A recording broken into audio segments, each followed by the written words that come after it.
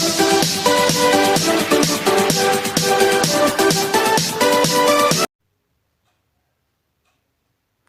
students, how are you? I hope you all are well and healthy.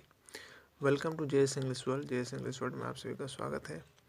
आज हम लोग discuss करेंगे CBSE class 9 की लास्ट चैप्टर है मोमेंट्स बुक की। इसका टाइटल है द बेगर।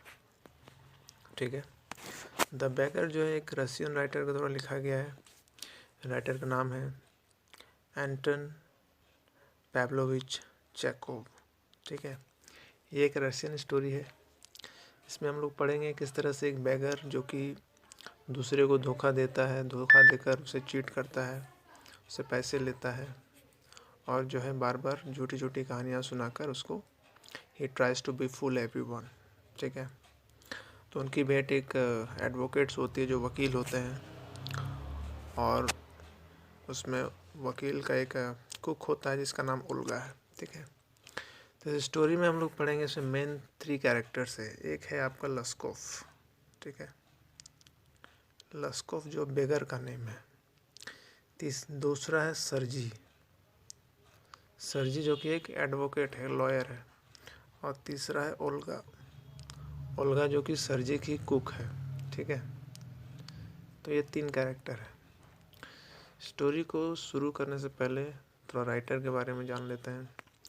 राइटर के जैसा कि मैंने आपको पहले बताया कि एंटन पैव्लोविच चेकोव जो एक रशियन राइटर है, जिनका जन्म जो है 29 जनवरी 1860 में हुआ था। ठीक है, और ये रसिया में इनका जन्म हुआ था। रशियन जो करेंसी होता है वो हम लोग को मालूम होना चाहिए, वो रूबल होता है, ROUBLE। ठीक है, तो ये रशियन स्टोरी है। तो इसमें हम लोग देखेंगे किस तरह से एक बेगर जो कि झूठ बोलकर दूसरे को धोखा देता था, वो किस तरह से जो उसकी कुक है सरजी की, वो न केवल उसको शराब पीना छुड़वाती है बल्कि उसको एक अच्छा आदमी बनने का भी मतलब उसको सलाह देती है और उसको हेल्प करती है ताकि तुम एक अच्छा आदमी बन जाओ। ठीक है, तो हम लोग स्टोरी शुरू करते हैं। इसमें पिंक लाइन में क्या दिया हुआ है देख लीजिए। What induced the beggar Lushkoff to change his ways, let's read and find out. तो ये थीम है इस स्टोरी का। ठीक है, किस तरह से एक बेगर जो है, एक लस्कोफ जो है अपना रास्ते को बदलता है, यानी वो सुधर जाता है। ठीक है, अब दूसरे को चीट करके अब वो भीख नहीं मांगता है। Kind sir, have pity, turn your attention to a poor hungry man. अब जो सीन है वो एक रास्ते का हो सकता है जहाँ पर एक बेगर जो है वो भीख मांग रहा है, और जो है एक आदमी से वो भीख मांग रहा है। काइंड सर, हैव पिटी, थोड़ा दया दिखाइए।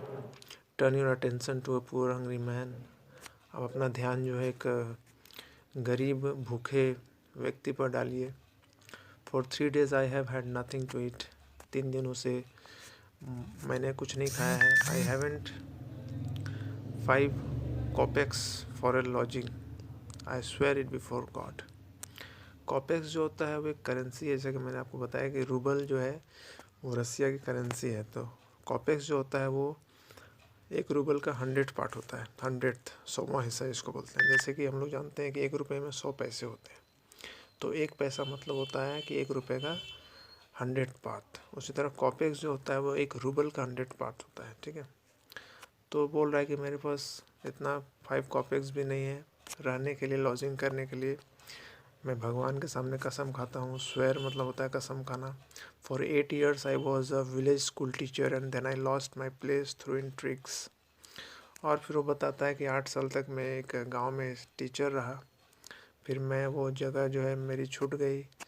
क्यों? क्योंकि कुछ लोग षड्यंत्र रच के कारण मेरी वो नौकरी चली गई।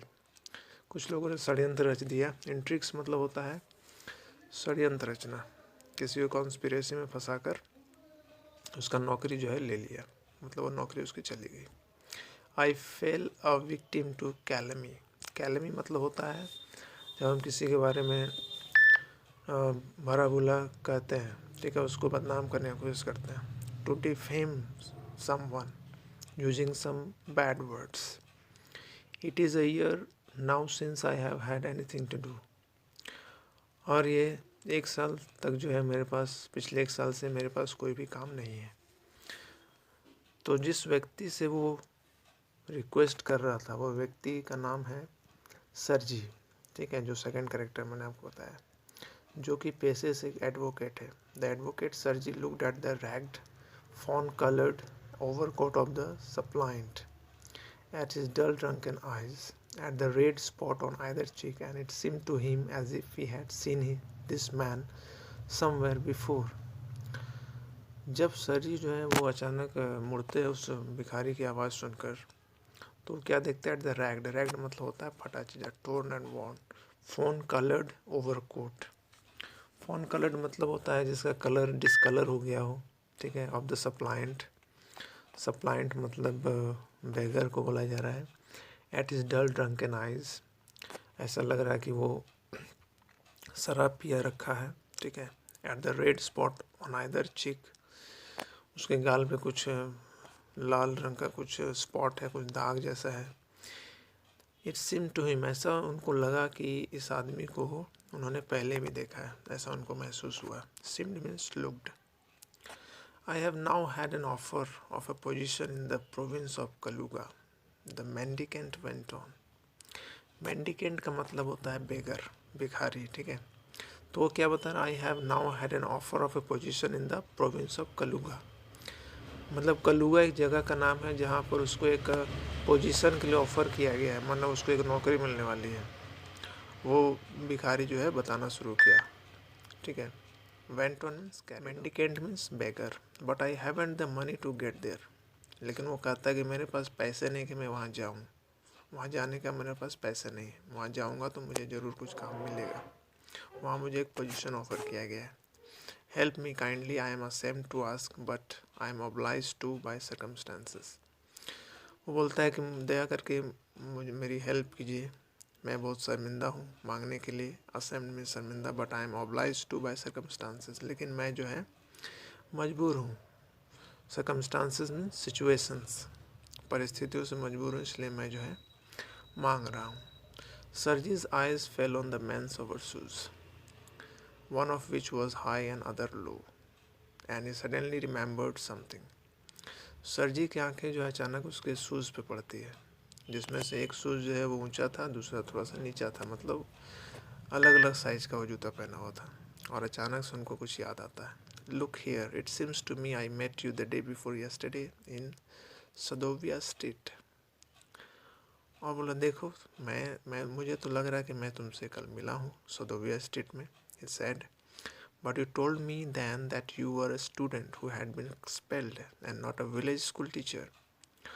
और कल तो तुम मुझे बताए थे कि तुम एक स्टूडेंट थे जिसको स्कूल से निकाल दिया गया। एक्सपेल्ड का मतलब होता है स्कूल से निकाल देना, रस्टिकेट कर देना। लेकिन विलेज स्कूल टीचर तो नहीं बताए थे कल। डू यू रिमेंबर, क्या तुम्हें याद है? No no that can't be so, mumbled the beggar taken aback. Taken aback मतलब होता है वो सरप्राइज हो गया, पता नहीं इसको कैसे याद है। मम्बल्ड, मम्बल्ड मतलब होता है स्टैमर्ड, हकला के बोलना। I am a village school teacher and if you like I can show you my papers. बोला नहीं नहीं, मैं स्कूल विलेज टीचर ही था, ठीक है, आप अगर चाहते हैं तो मैं आपको जो है पेपर दिखा सकता हूँ। Have done with lying, you called yourself a student and even told me what you had been expelled for. बोला तुम अब बहुत झूठ बोल रहे हो, उसको बोल रहा है। तुम खुद ही बोले थे कि तुम एक स्टूडेंट थे जिसको निकाल दिया गया था, स्कूल एक्सपेल कर दिया था। डोंट यू रिमेंबर, क्या तुम्हें याद नहीं है? Sergei flushed and turned from the ragged creature with an expression of disgust. Sergei flushed and turn from the ragged creature. Flushed, flushed मतलब होता है काफ़ी उन फोर्स देकर वो बोले। और जो है उस फटे पुराने पहने हुए जो क्रिएचर, उनको बोला जा रहा है बेगर को। डिस्गस्ट मीन्स ऐसा उनको लग रहा है कि ये जो है ऐसे ही झूठ बोल बोल कर जो है रूप बदलता है। यहाँ पे डिस्गस्ट मतलब होता है कि जिसको हम घृणा की दृष्टि से देखते हैं, जिस पे हमको गुस्सा आता है, घृणा आता है, ठीक है। This is dishonesty my dear sir, he cried angrily, this is swindling, I shall send the police for you, damn you.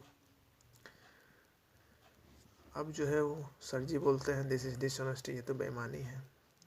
He cried angrily, चिल्लाए वो, this is swindling, swindling means होता है चीटिंग, ये चीटिंग है। आई शिल send the police, मुझे जो है पुलिस को बुलाना पड़ेगा। डैम यू का मतलब होता है कि तुम पर जो मुझे बहुत गुस्सा आ रहा है।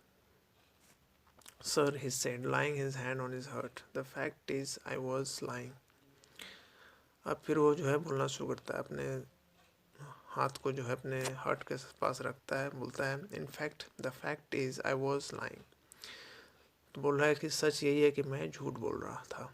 I am neither a student nor a school teacher, मैं ना ही एक स्टूडेंट हूँ और ना ही एक स्कूल टीचर हूँ। All that was fiction, fiction मतलब होता है इमेजिनरी स्टोरी, फॉल्स स्टोरी, एक झूठी कहानी थी वो। Formerly I sang in a Russian choir and was sent away for drunkenness. अब फिर से दूसरा झूठ बोल रहा है वो। अब वो बोलता है कि मैं रशियन क्वायर, क्वायर मीन्स होता है group of singers, Russian choir में मैं गाता था और अपने पीने की वजह से, ड्रंकनेस मतलब होता है पीने की वजह से, मुझे वहाँ से जो है निकाल दिया गया, भगा दिया गया। But what else can I do, और इसके अलावा मैं क्या कर सकता हूँ। I can't get along without lying, और मैं बिना झूठ बोले तो कुछ कर नहीं सकता हूँ। No one will give me anything when I tell the truth. सही बता रहा है वो बोल रहा है कि जब मैं झूठ बोलूँगा तो ये सब देंगे, सच बोलने से तो कोई देते ही नहीं है, कोई हेल्प नहीं करते हैं। व्हाट कैन आई डू, मैं क्या कर सकता हूँ। What can you do, you ask what you can do, cried Sergei. Sergei जो है वो चिल्लाते हुए बोलते हैं what can you do, you ask what you can, what you can do.